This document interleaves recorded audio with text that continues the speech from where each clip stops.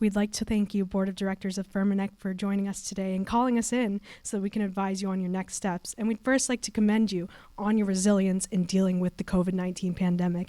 It hasn't been easy, but you have done a commendable job. My name is Tessa Messino, and I'm joined by my associates, Otto Brookmuller, Joshua Moore, and Andrew Horvat, and collectively, we are Champlain Advisory Group. I'd like to first start by framing our guiding star. We want to look towards the future by first describing what does family and business mean to Firmenich, and how are those values intertwined? Next, we want to look at what does sustainability mean, and again, how do we exhibit those values and how are they integrated into our business practices? Next, we want to look at what does success mean, and what does the future hold? What are we trying to achieve? Under our guiding star plan, we are going to discuss whether or not it is time to hibernate or innovate, how we can continue the family and business values, and how we can integrate sustainability as you have so far and look towards the future.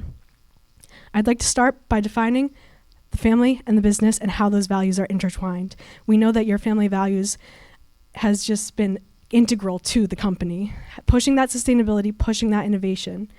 Your family values with financial freedom and your passion for sustainability, the intersection of the family and business with those stakes in the ground and those resources that you have in place, those mechanisms to ground yourself and be resilient. Your sustainability initiatives and how you integrate that into your daily decisions. And finally, how your employees are important and integral to that.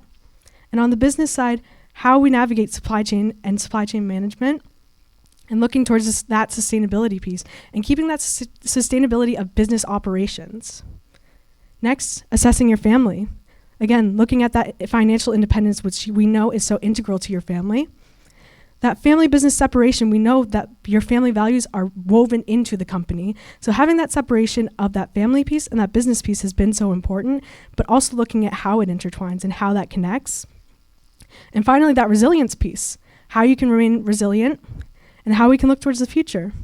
And I'd like to pass things to Otto to describe the sustainability piece.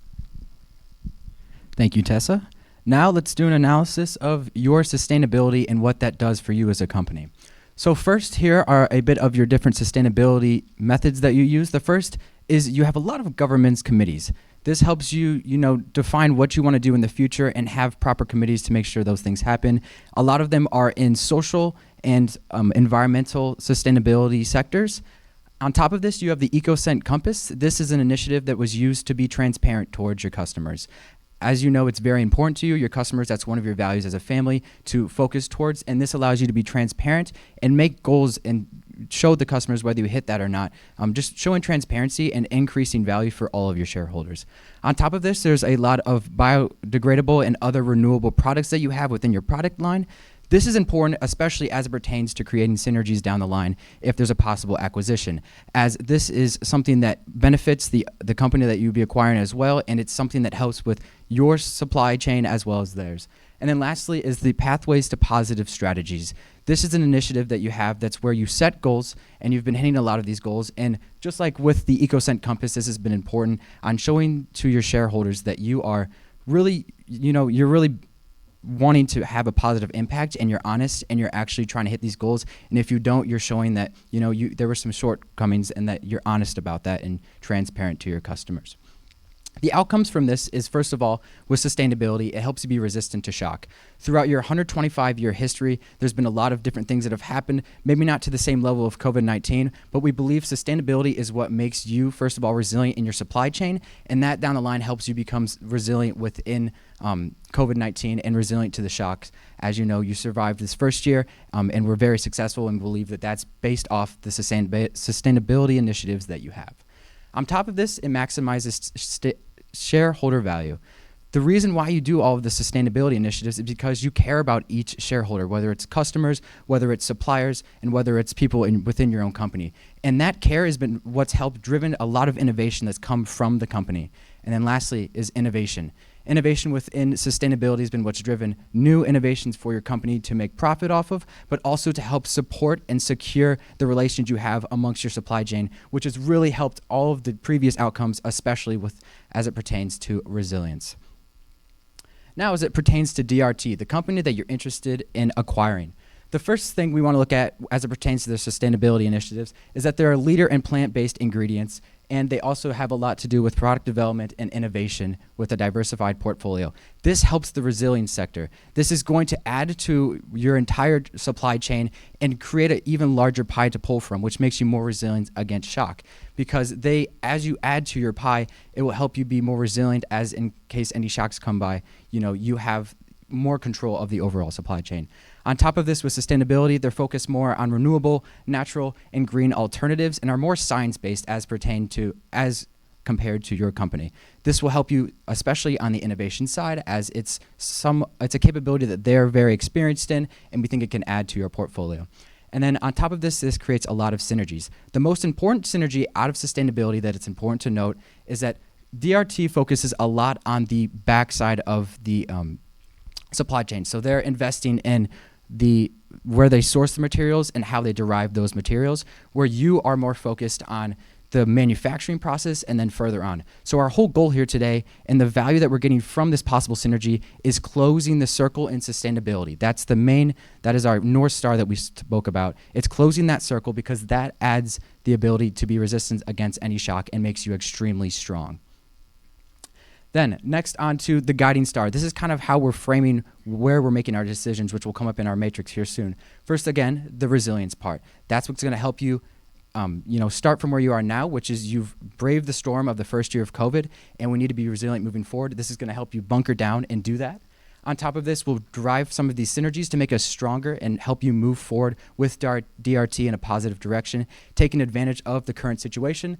And then lastly, drive a positive impact. Both companies, as you know, you're very focused on doing good for the people, and they are as well. We believe that by doing this, chasing positive impact, you will have innovations that will also help your company as a whole. So, what does the future hold? I'm going to explain how we're going to make our decisions on the matrix on the next slide. But first, are we going to hibernate or innovate? That's going to be important to the directory of your company. Second, what is the continuation of family and business values? How will DRT, if we acquire them, how will that look when it comes to respecting the values of the business and the family, which is crucial to getting you to where you are today and moving toward the future? And then last is with sustainability. This is what we think is extremely key for the future and what the future holds. So it's important to measure and weigh and see where that will go if we acquire the company. And so this is going to show the viability of the acquisition, which I will let Josh elaborate on. Certainly. Thank you, Otto. Now, the viability of the acquisition. We started with 3 possibilities for how this could go. One, where we do the current acquisition financing with debt with the 750 million euros of hybrid notes that were suggested. An additional potential thing we could do is not go through the acquisition. And we identified a third possibility with financing the company with equity. Now, we chose not to go with that option because it takes away ownership from the family. Now, this is important because concentrating the ownership within the family has been a guiding purpose of this business and ensuring that the family are continuing to protect those shares for their future generation. And then we also decided we decided to pick the acquisition and we decided to do the acquisition because it provides more synergies and opportunities. And then we ranked these options with 3 categories. 1, sustainability. 1, whether the ownership was concentrated within the family or not. Whether the family firm legacy is continuing, and whether there is a continued sustainability for the company. Now, we decided to go with the acquisition. How does that work? Well, as to start, we have synergies, starting with the vertical integration, then further innovation, and a robust value chain. Now, one of the most important things in this time is to ensure the protection of your value chain, as you have been doing with your suppliers, purchasing their ingredients regardless of the situation. And by purchasing DRT, this allows the opportunity to protect that value chain further and ensure a better future. With further innovation, by partnering with this company, you can integrate their research and development processes into your company in order to ensure more innovation in the future, better perfumes, etc. Finally, with the vertical integration, it allows for optimalities and further efficiencies within the business. Now, we can see also that there will be differences. Cultural differences, different sustainable goals, and they also have a different business model with a backwards integrated model. Now, to start with the cultural differences, we want to use the 3L method, the listen, learn, and lead method.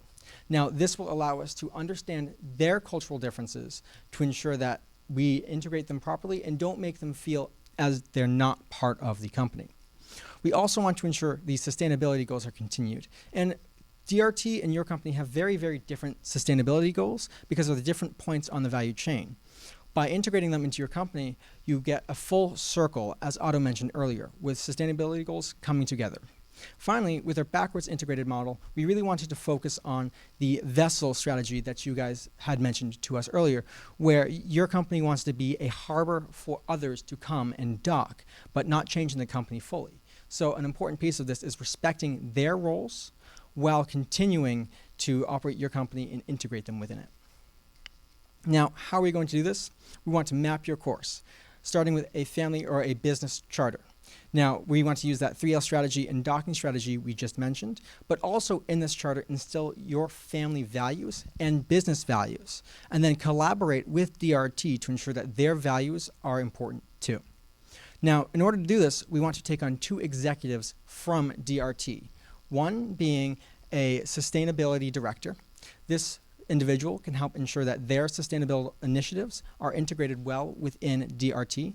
And we also want to bring on the CEO to ensure that their strategy is incorporated within the business.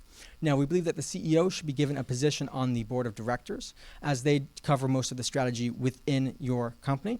And this will allow them to also have voting power and advise on how DRT has been run historically and ensure that your strategy matches with theirs for overall company strategy. And the sustainability director should gain a position on the sustainability team of your company. Now, this is because they need to be advising that team on how to integrate the DRT sustainable initiatives into your organization.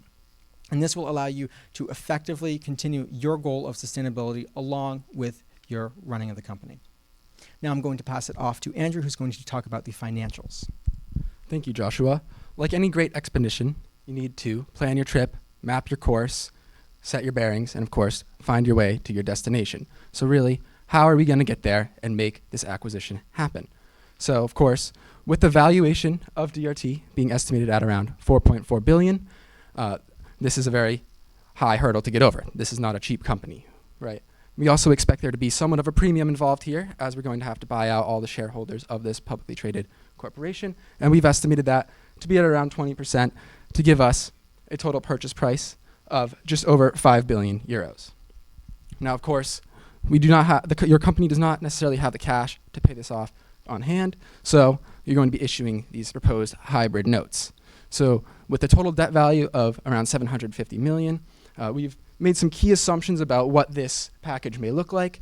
So we estimate there to be about a 5% coupon rate with payment over around 10 years, meaning each year the company is going to need to come up with around $37 million for this acquisition.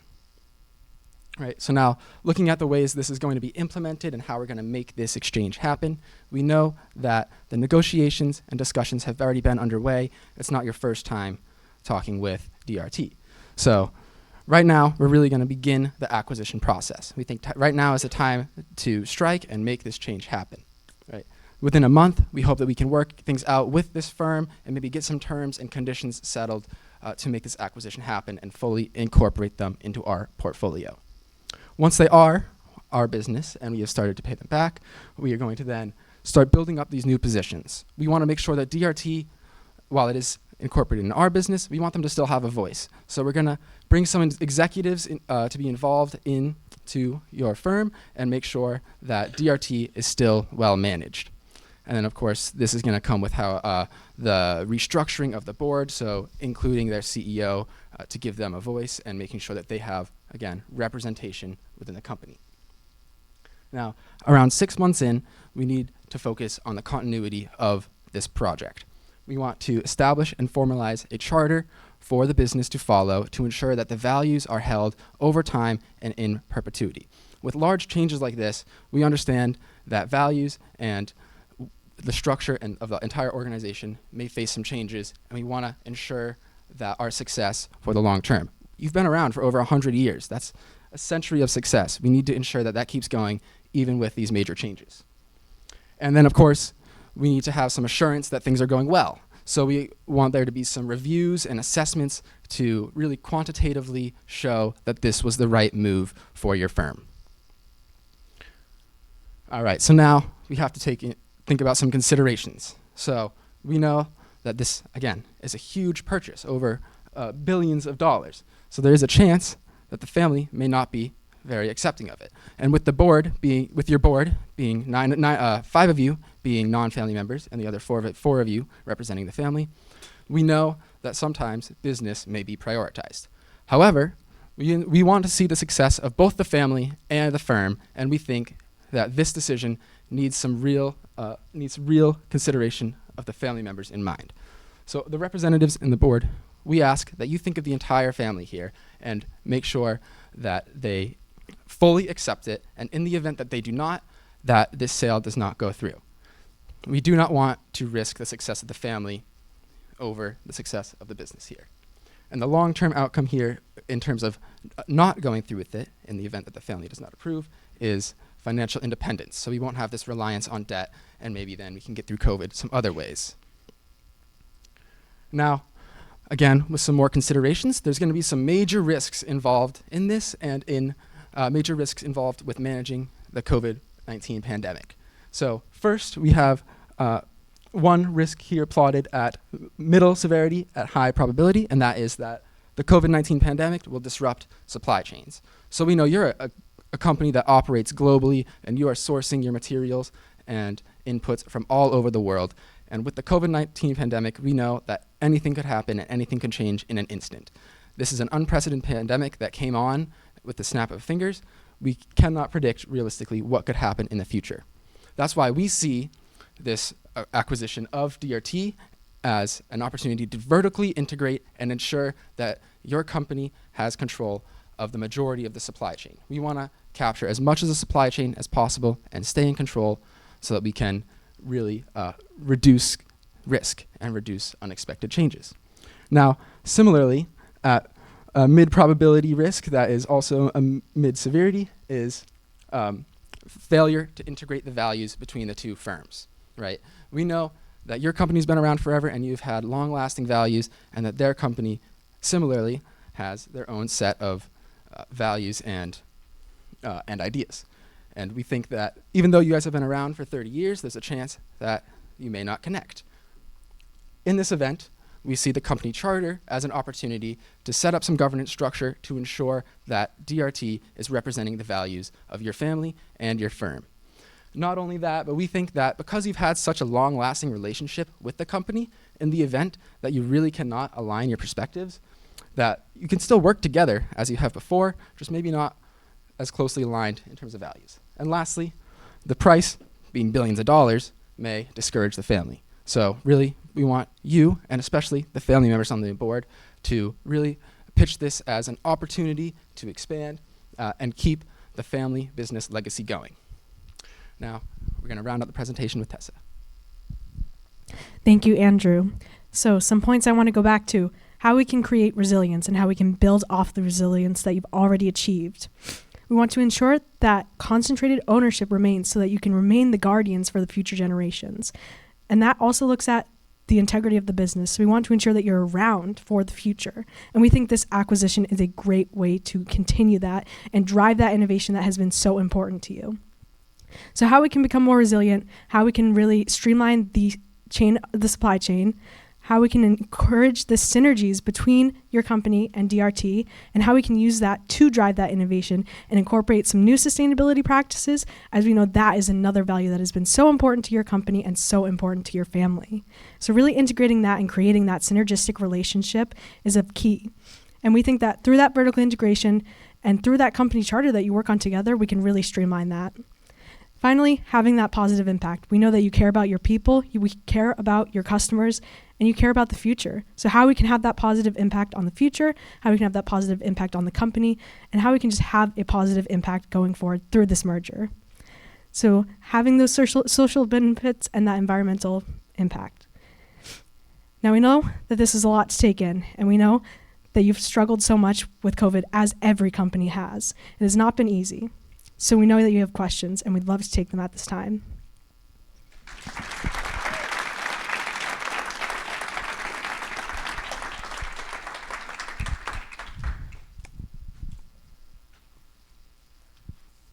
Thank you. Judges will now have 10 minutes to ask questions of the presenting team. I invite the lead judge to begin the question and answer period. Thank you very much. You mentioned that we've done a number of acquisitions in the past, and we've never put the CEO of the acquiring firm on our board. What led you to the decision that you're recommending in this particular case we put the DRT CEO on the board? Certainly. Part of it is because of the size of the company. It represents such a large acquisition and also a different business model, but that integrating the CEO into the company will allow you to ensure that strategy is maintained, and that also you can navigate the connections between your business model and their backwards integrated business model. And how do you think the family members are going to feel about adding the CEO, and how are you going to address those questions or concerns they might have? Certainly. So it's about the continued success of the firm, and that will help the family ensure their shares continue to gain value in the future. And to address their questions, this could not potentially be a permanent board seat, but at least temporary to ensure that strategy is maintained while the business is integrated, and the CEO can continue to run the DRT as a division of the business to ensure future success. How do you think the family is going to feel about going from 4 out of 9 to 4 out of 10 positions on the board? Certainly. So we recognize that the family, while they will have less control, has always seen an important separation between family and business. And this was especially seen as when one of your family members has stepped down as CEO to maintain a position on the board. But it's important that the business is able to make its own individual decisions that are integral for the future of your company while it has its family values. Thank you. You know, given that we've just survived a very turbulent year with COVID, I'm wondering, why do we have to acquire now? I think the prospect is that everyone else around the world is having the same issues that this industry is facing, and we believe that there's an extremely large opportunity here to grow. As we know, your company hasn't suffered nearly as much as other companies, and that's due to the values and the sustainability initiatives of the company. So we think by merging and closing the circle, as I said, it'll strengthen us in this moment when everyone else kind of has their guard down, and we can take advantage of that, grow, and then on top of that, answer the needs of the people around the world as they pertain to COVID and other things, and innovate and move forward. We just think it's a moment when there's a lot of potential, and we have to take advantage of that to grow, and we think that merging is the perfect opportunity to do that. It also provides the opportunity to come out of COVID stronger than ever. This pandemic will end eventually, and if you're in a strong position during it, you can take advantages of opportunities now that other companies will not be taking advantage of. And then when you come out of COVID, it will provide a perfect strategy and method for you to grow further than you have before. Thank you. And can you help me understand some of the risks associated with acquiring and integrating during COVID? Well, certainly there's the risk of the cost, right? Are we going to be able to pay back this $750 million of notes? That's, of course, is the largest risk. From there, like we identified supply chain disruptions, but as we have said, we have that vertically integrated supply chain. We think that one of the next biggest risks may be the access to travel and how we can really move around some of our products. If we can't have meetings in certain places, then maybe we will be unable to get anything done. If we cannot move our supplies, we cannot progress our business. So we want to really ensure that everything is kind of held steady with this merger, and we can keep things going as strong as possible.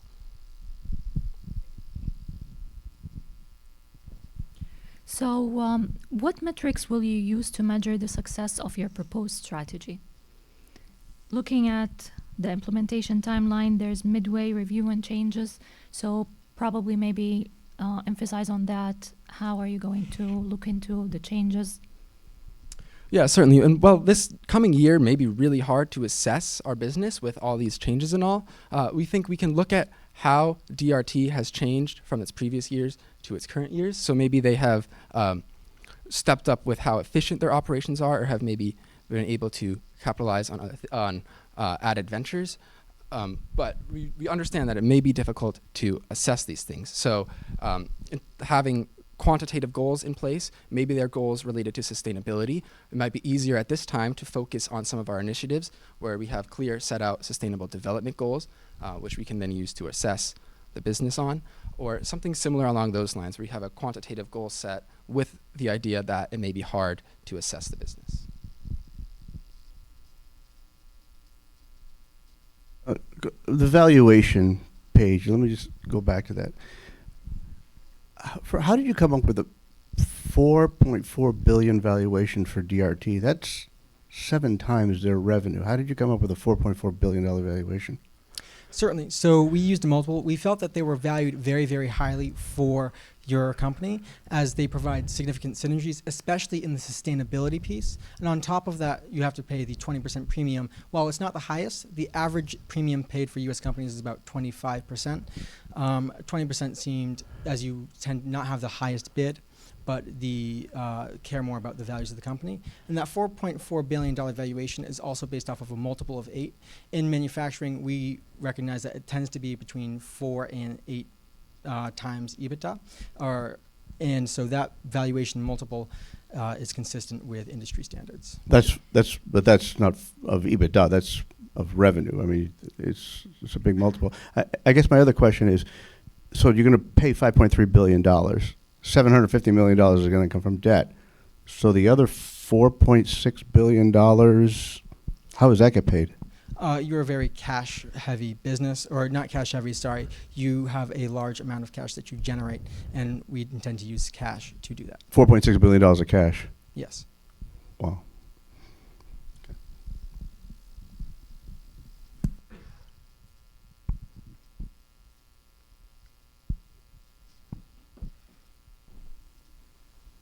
So, given that many companies in our industry have faced challenges with COVID this year, particularly DRT, do you think it's worth going back to the table and renegotiating our deal with them and potentially lowering that valuation? Certainly, it's definitely worth going back to the table and lowering that price. Being in COVID, it certainly offers that opportunity because sales are going to be down, and you are also supporting them in continuing to buy their ingredients and supplies during a time where maybe less companies are doing so and there's less manufacturing. So COVID definitely offers that opportunity. The question is, how much will that valuation lower? And that's not something we know at the current moment. And just to add to that, that's also why we gave a longer negotiation period. And it's also important to note that we've been working with DRT for well over 30 years with a lot of different joint ventures and things of that matter. So we think it's integral to really push that point of you've been their partner for many years and you can provide a lot to them. And we think that through negotiating and showing the past synergies that you provided and benefits to the company, you can possibly drive down that price.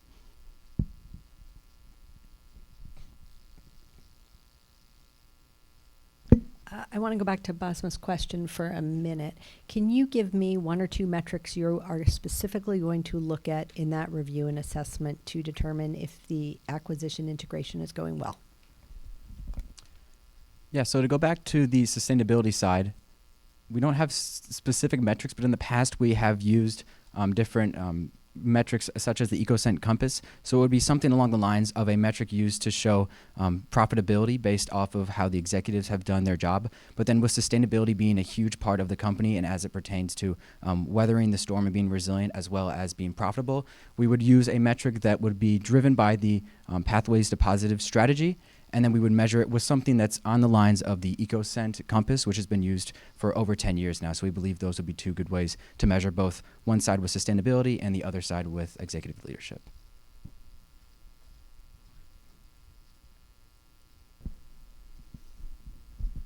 Going back to the DRT CEO on the board, is that a permanent position, or does that after the integration of DRT, does that board's position still remain, or is that person still on the board, or do they move on, or what's the long-term play on that one? Certainly. So if we go to the timeline, we have that review point where we review and make changes. So that position can definitely, or we believe that position should be temporary. So while the integration of the company into yours is happening, that this board member will be able to make changes or help make decisions on whether the strategy is being upheld on their end as well. And at that midpoint review session, we want to ensure that if he is still necessary, he can remain. But if we feel that there's a full integration, he can step down. So it would be a temporary board position? Yes. How effective do you think a temporary board member is going to be with the other board members when they know that this person's only going to be there for a year? So how effective are they going to listen to this person? It certainly shows maybe less effectiveness, but we think that the board members, with their listen, learn, and lead strategy, will effectively be able to integrate his thoughts and decisions or her thoughts and decisions into the board, because you guys will be very considerate and understand what needs to happen for the success of both enterprises.